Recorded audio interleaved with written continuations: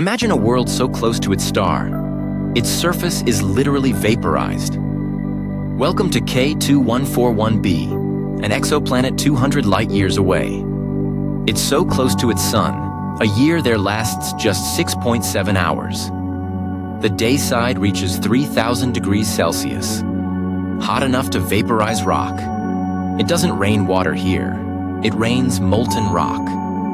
Evaporated rock rises into the atmosphere, then cools, and rains lava back down. Winds reach supersonic speeds, blasting vaporized minerals across the planet.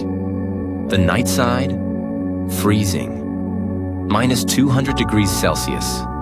Solidified lava oceans. A planet locked in a perpetual firestorm. K2141b isn't just extreme. It breaks the definition of what a planet can be. NASA calls it a lava world. We call it a nightmare orbiting a star.